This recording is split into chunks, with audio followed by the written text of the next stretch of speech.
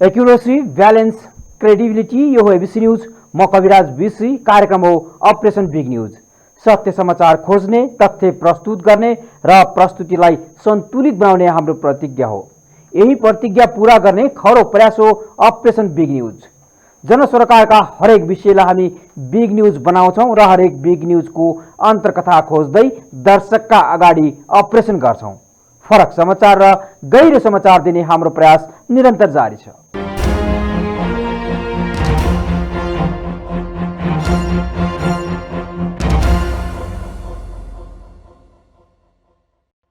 दर्शकवृन्द, प्रधानमन्त्री शेरबहादुर देउवाको नेतृत्वमा 5 दलीय गठबन्धन सरकार बनेको 6 महिना पूरा भएको छ। गएको असार 29 गते प्रधानमन्त्रीमा नियुक्त भएका देउवाको बितेको 6 महिनामा देखिने र सम्झना गर्न लायक खासै काम गर्न सकेनन्। देउवालाई मन्त्री परिषद विस्तार गर्नै 3 महिना लाग्यो। त्यसपछिका 3 महिना प्रधानमन्त्री देउवा सरकारको काममा भन्दा पार्टी काममै व्यस्त देखिए। पार्टी महाधिवेशन सकिए पनि प्रधानमन्त्रीको कार्यशैली सुध्रन सकेको छैन। कोरोना संक्रमण फेरि बढ्न थाले पनि महामारी नियन्त्रणमा सरकारले प्रभावकारी योजना बनाउन सकिरहेको छैन। खोप हुँदा समेत खोप अभियान सुस्त छ। परीक्षणको दायरा र खोपको पहुँच बढाउन सरकारले प्रभावकारी काम गर्न नसकेको भन्दै आलोचना भइरहेको छ। त्यस्तै बलियो प्रमुख प्रतिपक्षी दल एमालेलाई मनाउन नसक्दा सरकारले संसद बैठक चलाउन सकिरहेको छैन। संसद अवरुद्ध हुँदा अमेरिकी मिलेनियम च्यालेन्ज कर्पोरेसन एमसीसी अनुमोदन गर्न प्रक्रिया अघि बढ्न सकिरहेको छैन। यसो त सत्ता गठबन्धनभित्रै एमसीसीको विषयमा साझा धारणा बन्न सकिरहेको छैन। सर्वोच्च अदालतमा भइरहेको आन्दोलनले न्यायपालिका माथिको प्रभावकारितामा प्रश्न उठाइरहेको छ। 3 राज्य मन्त्री सहित 19 मन्त्री सरकारमा सहभागी हुँदा समेत नागरिकले अनुभूति हुने गरी कुनै काम हुन सकिरहेको छैन। साउन 24 मा घोषणा भएको संयुक्त सरकारको साझा न्यूनतम कार्यक्रम अलपत्र छन्। नेपाली भूमि कालापानीको विषयमा भारतीय प्रधानमन्त्री नरेन्द्र मोदीले विवादास्पद अभिव्यक्ति दिँदा समेत सरकारले कुनै प्रतिक्रिया दिएको छैन। सीमा समस्या कूटनीतिक ढङ्गबाट सुल्झाउँदै छिमेकी देशसँगको सम्बन्ध सुधार गर्ने नीति कार्यक्रम भए पनि सरकारले त्यसतर्फ ध्यान दिन सकेको छैन। त्यस्तै पालिकाको चुनाव गर्नुपर्ने समय नजिक आइसक्दा समेत सरकारले त्यसतर्फ ध्यान नदिएको भन्दै आलोचना भइरहेको छ। आज हामी सरकारको 6 महिना कसरी बित्यो यिनै विषयमा अपरेसन गर्नेछौँ कार्यक्रम बिग न्यूजमा।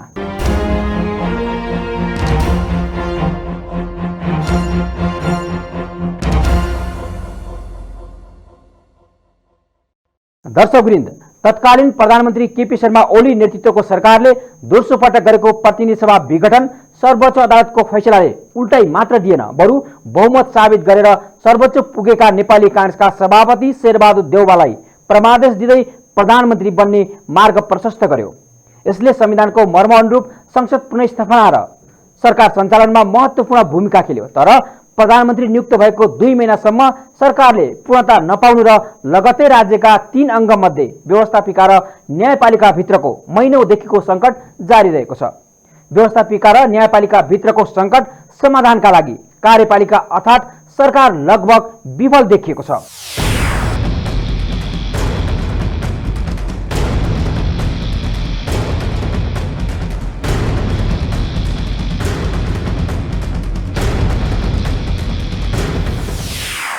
एमाले अध्यक्ष केपी शर्मा ओली नेतृत्वको तत्कालीन सरकारले दोस्रो पटक गरेको प्रतिनिधि सभा विघटन संविधान र लोकतन्त्र विरुद्ध प्रतिगमन भएको वकालत 7-5 दलीय गठबन्धनले सडक सङ्घर्ष हुँदै न्यायालयको ढोकाबाट इन्साफ पाएको 6 महिना बितेको छ।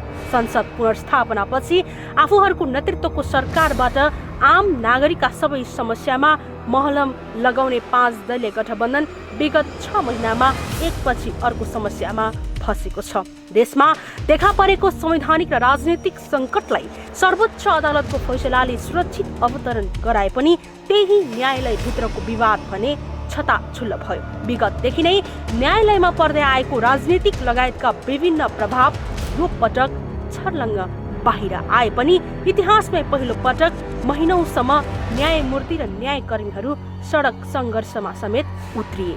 न्यायपालिकाको सुधारको लागि प्रधान न्यायाधीश चोलेन्द्र शमशेर जबराको कारणले गर्दाखेरि न्यायपालिकाको न्याय सम्पादनमा न्याय प्रशासनमा, न्याय सेवा आयोगबाट कर्मचारीहरूको वृत्ति विकासमा, न्यायाधीशहरूको सरुवामा यी सम्पूर्ण कामहरू उहाँको कारणले गर्दा रोकिराखेका स्थिति छ।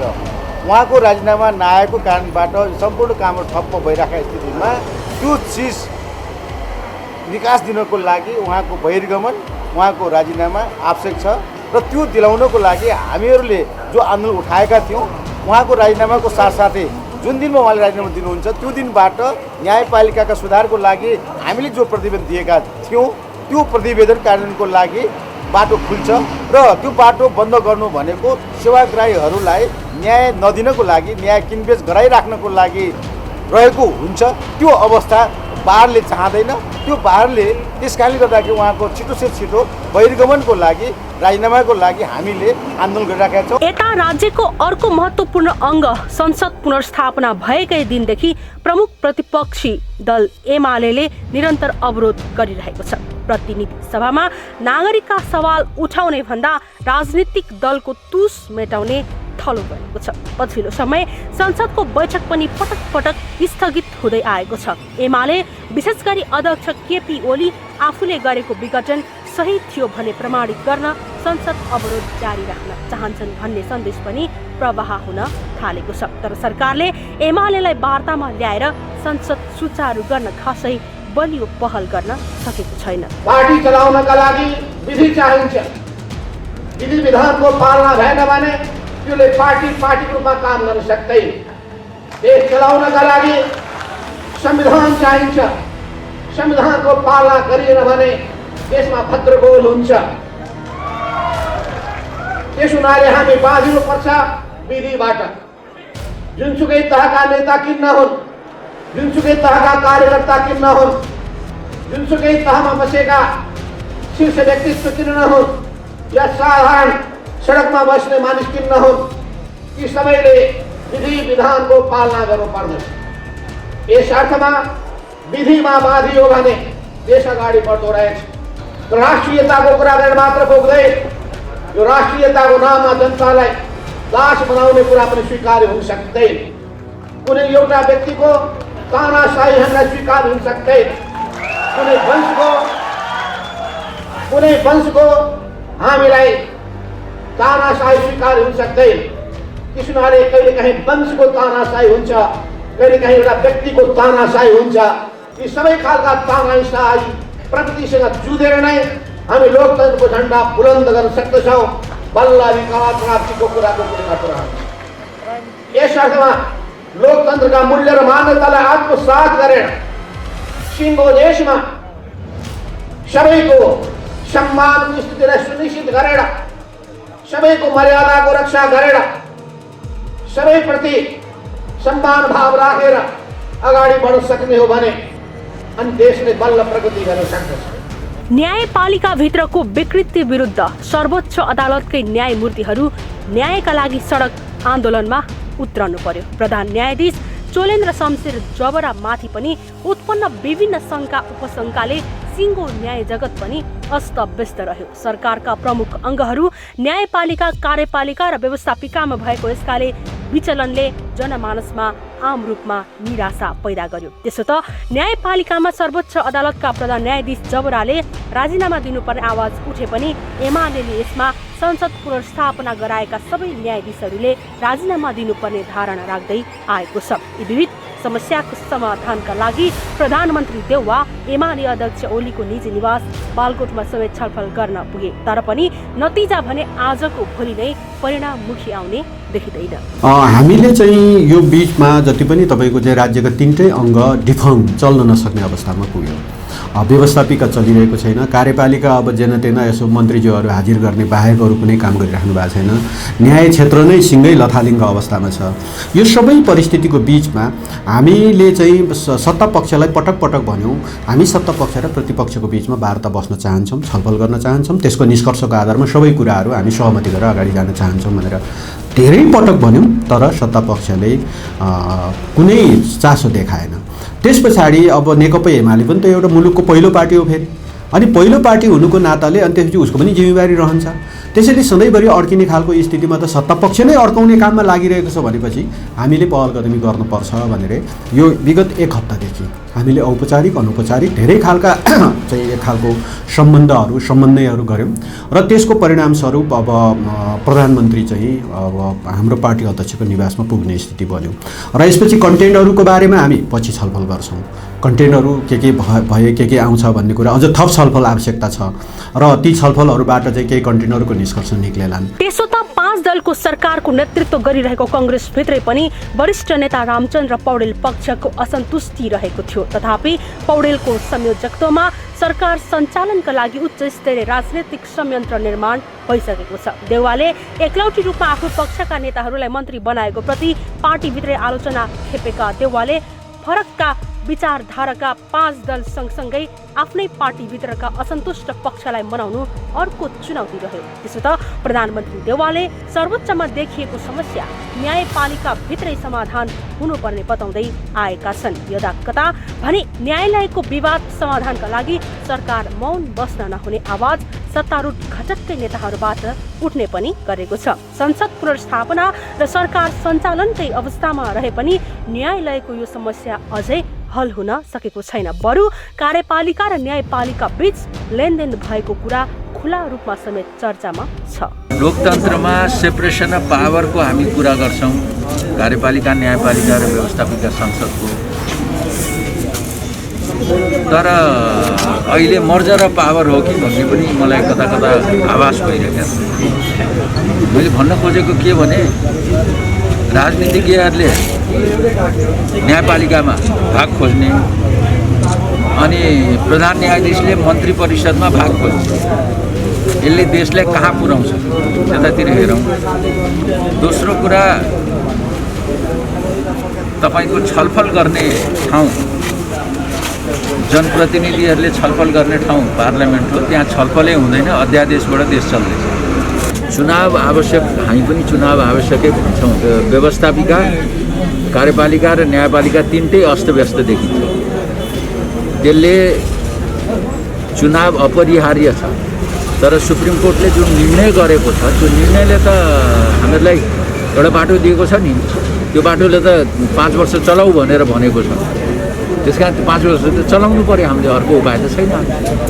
काङ्ग्रेस एक्लै लड्छ, आम निर्वाचनमा एक्लै लड्छ, स्थानीय निर्वाचन, प्रदेशको निर्वाचन र केन्द्रको निर्वाचनमा हामी एक्लै लड्छ। संविधानको धारा 76(5) अनुरूप गठित वर्तमान सरकार मुलुकको एउटा विशिष्ट परिस्थितिको उपज हो। यस अर्थमा व्यवस्थापिका, न्यायपालिका या सत्ता घटककै दलहरू बीचको खटपट र समस्यामा सरकारले उम्किने छुट पाउँदैन। मुलुकका यावत समस्याको विधिसम्मत र तार्किक समाधान खोजेर तत्कालका लागि महामारीको प्रताडनामा थिचिएका आम नागरिकका दैनन्दिनका समस्यामा ध्यान दिन सकेन भने प्रधानमन्त्री शेरबहादुर देउवाको सरकारमा 5औं इनिङ केवल बिर्सन लायक संख्या गन्ती मात्र हुनेछ।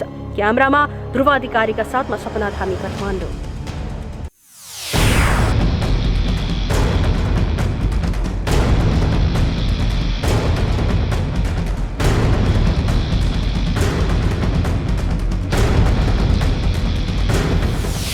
दर्शकवृन्द, पहिलो पटक 2052 सालमा प्रधानमन्त्री हुँदा 52 सदस्य जम्बो मन्त्री परिषद बनाएर आलोचित भएका देउवाले 2074 सालमा चौथो पटक प्रधानमन्त्री हुँदा आफ्नो रेकर्ड ब्रेक गर्दै 54 सदस्य मन्त्री परिषद बनाएका थिए र 5औं कार्यकालमा भने उनले समयमै मन्त्री परिषद विस्तार गर्न नसकेकोदेखि सरकारका काम कारबाही गतिशील बनाउन नसकेको सम्म आरोप खेपिरहेका छन्। देउवाले आफ्नो पुरानो छवि बदल्ने सुन्दर मौका यसपालि पनि गुमाएका छन्।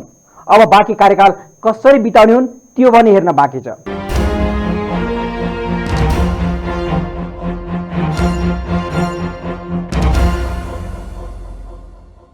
पाँच दलीय सत्ता गठबन्धनले सरकार सञ्चालन गरेको 6 महिना जनअपेक्षा अनुरूप काम अघि बढाउन सकेको छैन। मन्त्री परिषद पूर्णता दिन लामो समय लगाएको गठबन्धनको सरकारले दलहरूभित्रको आन्तरिक विवादकै कारण पनि महामारी बीचको यो महत्त्वपूर्ण अवधि उपलब्धिमूलक बन्न सकेन। गठबन्धनको सरकारको नेतृत्व गरेका प्रधानमन्त्री शेरबहादुर देउवाले कोभिड-19 विरुद्धको खोप निःशुल्क उपलब्ध गराउँदै स्वास्थ्य क्षेत्र पहिलो प्राथमिकतामा रहेको बताए पनि संक्रमणको तेस्रो लहर ढोकामै आइसक्दा समेत पनि सरकारको गति भने कछुवाकै चालमा छ।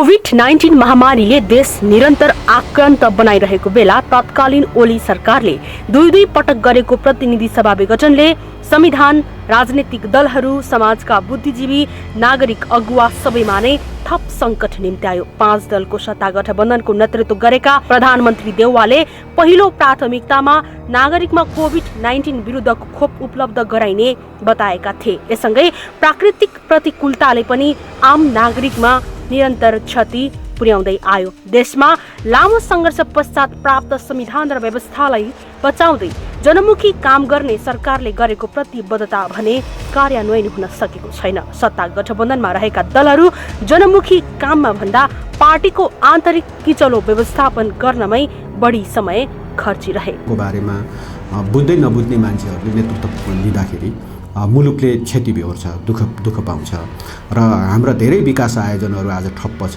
सुरु गर्नै सकेका छैनन्। र यी सबै चिजहरूलाई छिटोभन्दा छिटो यो सरकारले अलि छिटो गरे हुन्थ्यो भन्ने हामीलाई लाग्छ कि अब सबै आयोजनाहरू जुन चाहिँ सुरुवात गर्न खोजिएको थियो ती सबै आयोजनाहरू रिलिज गरिदिएर टेन्डर गर्नुपर्ने टेन्डर गरिदिएर अगाडि बढे हुन्थ्यो। तर यो सबै चिजबाट आज मुलुक अर्थतन्त्रको हिसाबले पनि चल्न सकिरहेको छैन र 6 महिना अब एक हिसाबले के किन गर्छौँ, एमालेलाई हटाएपछि चाहिँ मुलुकै काया पलट गर्छौँ भन्दै हुनुहुन्थ्यो, भाषण पनि ठोकेको हामीले सुनेका थियौँ होइन। अब तपाईँको चाहिँ हिजो एमाले खोइ को कहाँ छन् ती प्ले कार्ड बोक्ने साथीहरू होइन, एमाले सरकारमा हुँदाखेरि कसको के छानबिन राम्रो गरेन भनेर 6 महिना भइसक्यो त अहिले त्यति बेला छानबिन हामी गर्छौँ, तुरुन्तै हामी चाहिँ पत्ता लगाउँछौँ भन्नेहरू पनि कहाँ हराए थाहा छैन होइन। गरे भइहाल्थ्यो, एमाले ल सकेन छ तर उहाँहरूले सक्नु पर्थ्यो होइन। अनि त्यस पछाडि यस्ता कतिपय चिजहरू चाहिँ एकदम विकास निर्माणको हामी तीव्रतम ढङ्गले अगाडि बढ्छौँ भन्ने पनि सुनेको थिएँ, खोइ बढाएको भए हुन्थ्यो, त्यो पनि बढाउन सक्नु भएको छैन।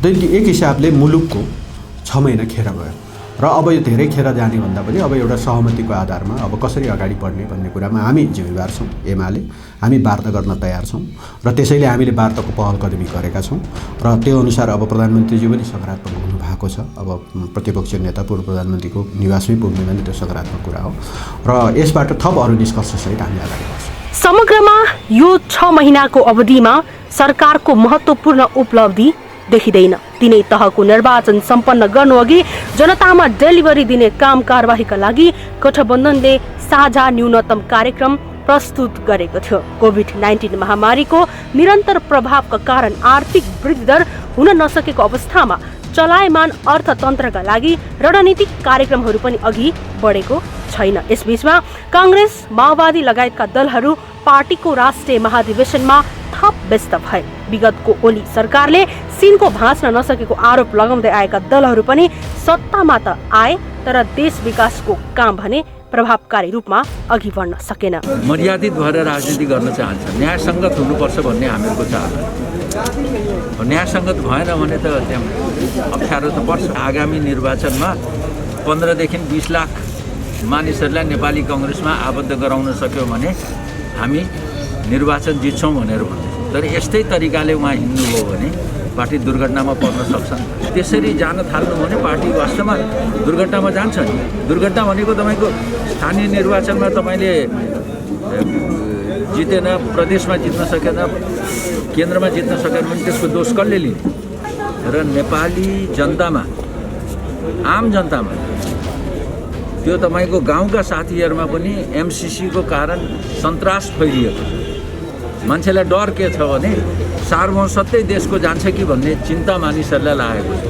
त्यो हो भने नेपाली कङ्ग्रेसको नेतृत्वमा सरकार छ, तपाईँको जनप्रतिनिधिको थलो पार्लियामेन्ट हो, पार्लियामेन्टमा लगेर छलफल गरेर जे हुन्छ त्यो निचोड हामीहरूले भन्नु पर्यो नि। त्यसकारण अत्यन्त अप्ठ्यारो परिस्थितिमा देश छ।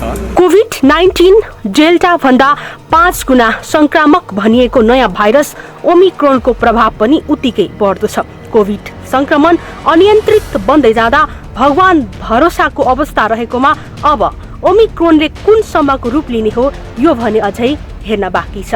कोभिड-19 महामारीका कारण वैदेशिक रोजगारी समेत गुमाएर नेपाल आएकालाई स्वरोजगारका विभिन्न कार्यक्रमहरू प्रभावकारी अगाडि बढाउने भनिए पनि यो परिणाममुखी भएन। देशमा स्वास्थ्य सँगसँगै आर्थिक सङ्कट पनि बढ्दो छ। अहिले जनताको माझमा अत्यन्तै लोकप्रिय मुद्दा हो। हामीले अघिल्लो दिनमा यो लोकप्रिय मुद्दालाई आफ्नो मूल मुद्दाको रूपमा उठाएको भए पनि हामीले त्यो मुद्दा प्राप्तिको लागि लिएको कार्यशैली र रणनीति जनताले पत्याउने ढङ्गको हुन सकेन। त्यो विगतको कमी कमजोरीबाट हामीले शिक्षा लिएर जनताले विश्वास गर्ने ढङ्गले राष्ट्रिय प्रजातन्त्र पार्टीले अब चाहिँ यो मुद्दाप्रति बेइमानी गर्दैन है भन्ने भरोसायोग्य ढङ्गले आफ्नो क्रियाकलापहरू अगाडि लिएर जान्छौँ र सशक्त ढङ्गले यो मुद्दालाई उठाएर लान्छौँ। यो समावेशी समानुपातिक जुन संविधान बमोजिमकै व्यवस्था छ त्यसलाई पुरा गरेनौँ भने त निर्वाचन आयोगले नै यो सूचीलाई स्वीकार्दैन। त्यसकारण त्यसलाई उल्लङ्घन गरेर जाने छुट र सुविधा हामीलाई छँदै छैन। भ्रष्टाचारको विरुद्ध, जनजीविकासँग सम्बन्धित, रोजगारसँग सम्बन्धित अन्य मुद्दाहरू समेत लिएर आगामी दिनमा राष्ट्रिय प्रजातन्त्र पार्टीलाई सडक र निर्वाचन दुवै मोर्चामा सशक्त ढङ्गले प्रस्तुत गर्नेछौँ र सशक्त ढङ्गले उभ्याउनेछौँ।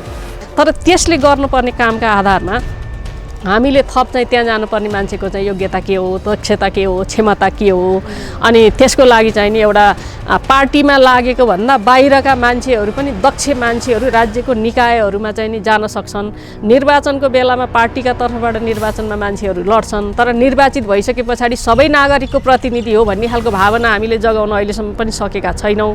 अनि अब जस्तो चाहिँ सङ्घीय तहमा सरकार बनाउँछौँ अनि मन्त्री यो मुलुकको मन्त्री अहिलेसम्म हुन सकेका छैन, ऊ आफ्नो निर्वाचन क्षेत्रको मन्त्री भइरहेछ, आफ्नो पार्टीको मन्त्री भइरहेछ भने सङ्घीय सरकारमा गइसके पछाडि त 3 करोड नेपालीको चाहिँ म मन्त्री हो, म सरकार हो, मैले सबैलाई चाहिँ सुशासन दिनुपर्छ भन्ने खालको कुरा चाहिँ हामीले त्यो मानसिकता परिवर्तन गर्न सकेका छैनौँ। त्यसले गर्दाखेरि छोटकरीमा भन्दाखेरि हामीले यो जुन खालको आन्दोलनले राजनैतिक प्रणाली हामीले परिवर्तन गऱ्यौँ, तर हामीले जुन ढङ्गबाट चाहिँ नि त्यो प्रणाली अनुसारको हाम्रा चाहिँ नि सोचाइहरू बनाउनु पर्थ्यो, हाम्रा चाहिँ मानसिकताहरू बनाउनु पर्थ्यो, हाम्रा चाहिँ बोलीहरू बनाउनु पर्थ्यो, व्यवहारहरू बनाउनु पर्थ्यो। त्यो कुरोमा चाहिँ नि न राजनैतिक दलहरूले नै त्यो हिसाबबाट चाहिँ नि लगानी गरेको स्थिति छ अहिलेसम्म, न चाहिँ अब सामाजिक आन्दोलनले पनि यो कुरामा क्षेत्रमा यसरी चाहिँ हामीले चाहिँ गर्नुपर्छ त्यो सकारात्मक कुरालाई प्रमोट गरेको खालको स्थिति छ। सरकारले भने यसका लागि पछिल्लो समय विद्यालय बन्ददेखि सिंहदरबार प्रवेशमा कडाई लगायतका गतिविधि बाहेक अरू पहल गरेको भने देखिँदैन। विश्वका कतिपय देशले संक्रमण नियन्त्रणका लागि बुस्टर डोज दिइरहँदा हाम्रो सरकार भने भण्डारमा करोडको संख्याभन्दा बढी खोप थन्क्याएर मस्त निन्द्रामै छ। जनतालाई मुलुकमा सरकार छ भन्ने अनुभूति दिलाउन पनि सरकार कहिल्यै भन्दा अहिले सक्रिय हुनैपर्छ। संक्रमण समुदाय स्तरमा नै फैलिसकेको अवस्थामा देशको सिंहको स्वास्थ्य क्षेत्रमा उत्पन्न हुन सक्ने भयावह अवस्थाप्रति सरकार बेलैमा सचेत बन्नुको विकल्प छैन। क्यामेरामा ध्रुव अधिकारीका साथमा सपना धामी, काठमाडौँ।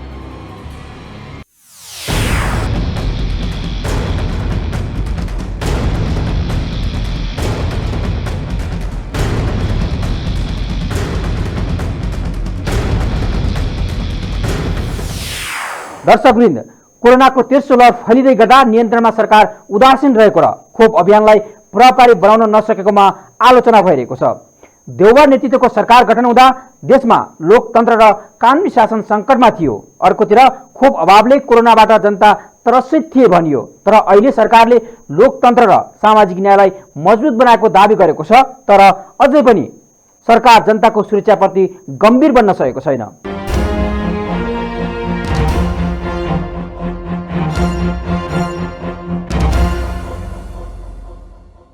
संविधानको धारा 76 को 5 बमोजिम बनेको 5 दलको सत्ता गठबन्धन चुनावी सरकार भएकोले पनि तीनै तहको निर्वाचन गराउनु पर्ने मुख्य जिम्मेवारी अहिलेको सरकारलाई छ।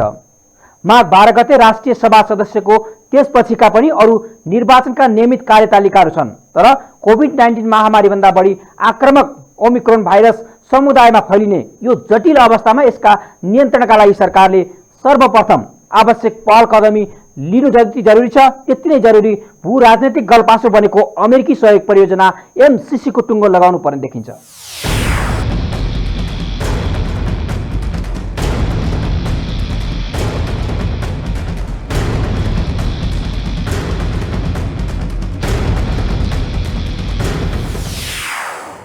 संविधानको धारा 76 को 5 बमोजिम बनेको अहिलेको सरकारको मुख्य दायित्व आगामी तीनै तहको निर्वाचन समयमै सम्पन्न गर्नुपर्ने हो। तर देशमा उत्पन्न स्वास्थ्य सङ्कटसँगै सत्ता गठबन्धन र दलहरूबीच देखिएको आन्तरिक कलहका कारण सरकारका गतिविधि चुस्त दुरुस्त रूपमा अघि बढ्न सकेको छैन, जसले गर्दा आम नागरिकको जनजीवन बढी प्रभावित बन्दै आएको छ। तत्कालीन ओली सरकारले विघटन गरेको संसद पुनर्स्थापना गरेर संविधान, संसद र लोकतन्त्र बचाएको जस स्वत सत्ता गठबन्धनले पाए पनि आम नागरिकले अनुभूति गर्ने खालको काम अहिलेको सरकारले गर्न सकेन। अहिले पनि तिनै तहको चुनाव गर्नुअघि कोभिड-19 भन्दा बढी आक्रामक ओमिक्रोन भाइरसको जोखिम कम गर्न सरकारले अनिवार्य रूपमा बुस्टर डोजको उपलब्धता गर्नु अपरिहार्य छ, जसकारण स्वास्थ्य क्षेत्रको देखिएको सङ्कटले थप भयावह रूप लिन नपाओस्। त्यसो त अमेरिकी आर्थिक सहायता, मिलेनियम च्यालेन्ज कर्पोरेसन,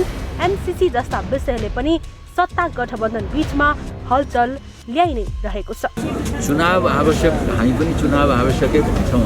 व्यवस्थापिका, कार्यपालिका र न्यायपालिका तिनटै अस्तव्यस्त देखिन्छ। त्यसले चुनाव अपरिहार्य छ, तर सुप्रिम कोर्टले जुन निर्णय गरेको छ त्यो निर्णयले त हामीहरूलाई एउटा बाटो दिएको छ नि। त्यो जिम्मेवारी कसको हो? सरकारको पनि हो, त्यो जिम्मेवारी विपक्षी दलको पनि हो। माने एमाले र नेपाली कङ्ग्रेस दुईटैको जिम्मेवारी हो कि होइन संसद चलाउने? त्यो बाटोले त 5 वर्ष चलाऊ भनेर भनेको छ। त्यस कारण 5 वर्ष त चलाउनु पर्यो हामीले, अर्को उपाय त छैन। कङ्ग्रेस एक्लै लड्छ, आम निर्वाचनमा एक्लै लड्छ। स्थानीय निर्वाचन, प्रदेशको निर्वाचन र केन्द्रको निर्वाचनमा हामी एक्लै लड्छौँ भन्ने कुरा तपाईँहरूमा छ। संसद विघटनका कारण ओली सरकार देशव्यापी रूपमा आलोचित बनेको थियो। काम गर्न नदिएकै कारण संसद विघटन गरेर चुनावमा जानुपर्ने तर्क राख्दै आए पनि अबको चुनावमा जनतामाझ संसद विघटनको औचित्य पुष्टि गर्न एमालेलाई सहज छैन। यता गठबन्धनका 5 राजनीतिक दलका नेताहरूले पनि एक अर्कालाई आक्षेप लाउने छुट यति बेला छैन। सत्ता गठबन्धन सहित संसद विघटन पछि नै चुनाव गर्ने बताएको प्रमुख प्रतिपक्षी दल नेकपा एमालेले पनि अबको तिनै तहको निर्वाचनका लागि अवश्य पनि जिम्मेवार भूमिका खेल्नु आवश्यक छ। जुन खालका हिजोका संरचनाहरूलाई, जुन खालको चाहिँ नि संयन्त्रहरूलाई हामीले चाहिँ परिवर्तन गरेर अहिले नयाँ हिसाबबाट चाहिँ सङ्घीय लोकतान्त्रिक गणतन्त्र स्थापना गर्दाखेरि जुन जुन संरचनाहरू बनाएको छ त्यो संरचनालाई जसरी चाहिँ नि त्यसले काम गर्नुपर्थ्यो, गर्न सकेको छैन भने त्यसलाई पनि समीक्षा गर्नुपर्छ। त्यसलाई चाहिँ नि हाम्रो हिजोको आन्दोलनको मर्म, त्यस पछाडि अहिलेको संविधानले गरेको व्यवस्था अनुसार त्यसलाई चलाउने हिसाबबाट चाहिँ जानुपर्छ। अहिले पनि हाम्रो चाहिँ के भन्दाखेरि संरचनाहरू बनाएका छौँ, तर त्यो संरचनामा पठाउने चाहिँ जुन व्यक्तिहरू हो उहाँहरूको चाहिँ मापदण्ड संविधानमा लेखेको भन्दा बाहेक हामीले सोचिरहेका छैनौँ। माघ 12 गते राष्ट्रिय सभाको निर्वाचन हुन गइरहेको छ। यसका लागि उम्मेद्वार र मतदाताको पनि अन्तिम नामावली प्रकाशन गर्ने, चुनाव चिन्ह प्रदान लगायत मतपत्रहरू डिजाइन गर्ने काम अहिले निर्वाचन आयोगले गरिरहेको छ। राष्ट्रिय सभादेखि स्थानीय तहसम्मको सबै चुनावको तयारीका लागि आयोगले सर्वदलीय बैठकमा पनि छलफल गर्दैछ। तर आयोगले प्रस्ताव गरेको स्थानीय निर्वाचनको मितिबारे सरकारले अझै स्पष्ट नबोल्दा समयमै निर्वाचन हुँदैन कि भन्ने सन्देह बढ्दै गइरहेको छ। आयोग भनेको प्रचलित ऐन कानुन संविधान मान्ने संस्था हो। अब अहिले संविधानमा र सम्बन्धित ऐन नियममा जे व्यवस्था छ त्यो बमोजिम आयोग चल्छ। अब अहिलेको निर्वाचन सम्बन्धी कानुनमा हेर्नुभयो भने नेपाल सरकारले आयोगको परामर्शमा निर्वाचनको मिति घोषणा गर्छ हैन। त्यसो भए हुनाले अब उहाँहरूले के अरे सरकारले मिति घोषणा गर्नुस् भनेर आयोग जान्छ, आयोगले मितिको सम्बन्धमा परामर्श दिन्छ र त्यसका आधारमा सरकारले घोषणा गर्छ अनि आयोगले निर्वाचन गराउँछ हैन। अब र निर्वाचन भनेको सरकार र दलसँग अनन्य सम्बन्ध हुन्छ। त्यसो भए हुनाले सरकारसँग मात्रै नभएर आयोगले समय समयमा दलसँग पनि विविध विषयमा परामर्श गरेर छलफल गरेर अगाडि बढ्छ। निर्वाचनको तयारी, पूर्व तयारी अन्तर्गत हामीले अब मतदाता शिक्षाका कुराहरू गरिराखेकै हुन्छौँ हैन। अब तर कतिपय क्रियाकलापहरू घोषणा नभइकन हुँदैन। निर्वाचन आयोगले आगामी चुनावका तयारीहरू अगाडि बढाए पनि सरकार भने यसका लागि खासै तयारीमा जुटेको देखिँदैन। कोभिड-19 ओमिक्रोन जस्ता संक्रामक भाइरसहरूले भयावह रूप लिँदै गर्दा यसको नियन्त्रणभन्दा पनि दलहरूको आन्तरिक भागबण्डा र विवाद समाधान नै सरकार व्यस्त देखिन्छ। यसर्थ सरकारको यसखाले ढिला सुस्तीले न त आगामी चुनावहरू समयमै सम्पन्न हुने बरु आम नागरिकका सवालमा पनि सरकार थप चुक्ने देखिन्छ। यसर्थ यी विषयमा सरकार एवं राजनीतिक दलहरू जिम्मेवार बन्नुपर्दछ। क्यामेरामा ध्रुवाधिकारीका साथमा सपना थामी, काठमाडौँ।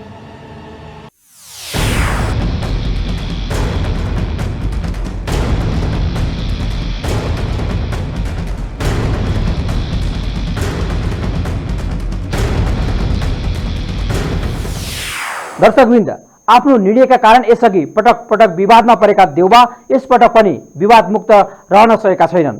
पार्टी र गठबन्धनभित्रै सन्तुलन मिलाउन लागि पर्दा उनको काम गराई सुस्त छ। प्रधानमन्त्री नियुक्ति हुँदा देउबा कार्यकाल घर्किएको पार्टीको महाधिवेशन गर्ने र महाधिवेशनबाट पुनः सभापति निर्वाचित हुनुपर्ने बाध्यतामा थिए। अर्कोतर्फ सत्ता गठबन्धनसँगको सम्बन्धलाई सन्तुलित तवरले अघि बढाउनु पर्ने दायित्व पनि उनको काँधमा थियो। यसैका लागि उनले लामो समय सरकार विस्तार गर्न सकेनन् र अहिले पनि 2 मन्त्रालय रिक्त रहेका छन्, तर नयाँ मन्त्री नियुक्त गर्न सकिरहेका छैनन्। अब स्थानीय निर्वाचन गर्नुपर्ने समय नजिकै सक्दा समेत सरकारले त्यसमा चासो नदिएको भन्दै आलोचना भइरहेको छ। देउबा निकट नेताहरूले भने उनको ध्यान आगामी निर्वाचनमा काङ्ग्रेसलाई पहिलो पार्टी बनाएर पुनः प्रधानमन्त्री बन्नेमा केन्द्रित रहेको दावी गरेका छन्। यसका लागि जसरी उनले पार्टी महाधिवेशनमा आफूलाई केन्द्रमा राखेर रणनीति बनाएका थिए, ठीक त्यसै गरी राष्ट्रिय राजनीतिको सन्दर्भमा अहिले रणनीति बनाएको देखिन्छ। देउबाले सत्ताको दाउपेचमा भन्दा नागरिकको जीव ज्यानको रक्षामा र मुलुकको सर्वोपरि हितमा काम गर्न आवश्यक छ। अपरेसन आज सकिन्छ, भोलि अर्को बिग न्युजको अपरेसन गर्नेछौँ। एबिसी न्युज हेर्दै गर्नुहोला। नमस्कार।